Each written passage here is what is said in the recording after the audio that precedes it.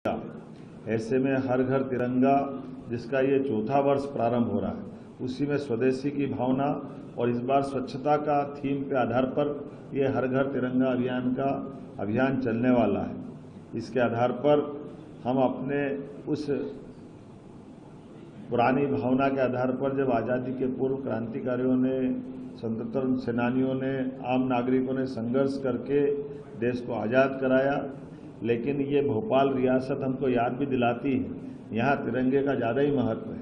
ये 4 स्टेट थी जिनने भारत में मिलने से मना कर दिया था। ये स्टेट उस नाते से भी याद की जाएगी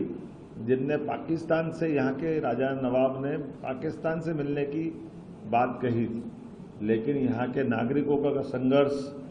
यशस्वी तत्कालीन उप प्रधानमंत्री और गृह मंत्री सरदार वल्लभ भाई पटेल की कुशल रणनीति के अंतर्गत 600 से ज़्यादा रियासतों ने स्वतः, लेकिन ये 4 रियासतों के लिए ये यहाँ के नवाब ने तो यहाँ का पैसा पाकिस्तान के स्टेट बैंक में डाल दिया था। ये कुछ आगे ही बढ़े थे, लेकिन उसके बाद भी यहाँ के नागरिकों के संघर्ष से हमारा अपना राज्य का प्रमुख राजधानी का केंद्र बना भोपाल रियासत। और रेल से भी वो इतिहास जुड़ता है, जब रेल के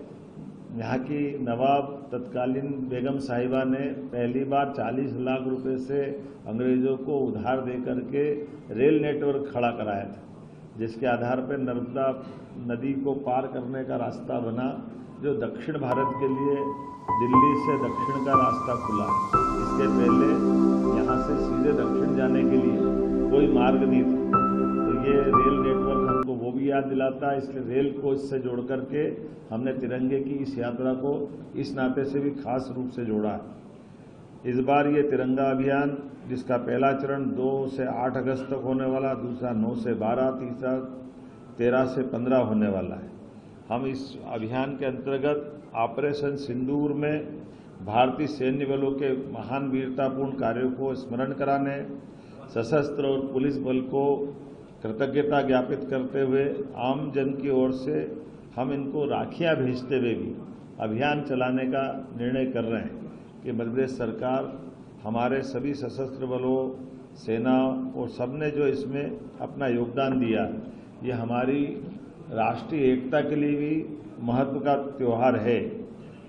विद्यालय महाविद्यालय में प्रतियोगिता कराने से लेकर कई प्रकार के निर्देश जारी किए गए हैं, जिसकी जानकारी आपको विस्तृत रूप से मिलेगी।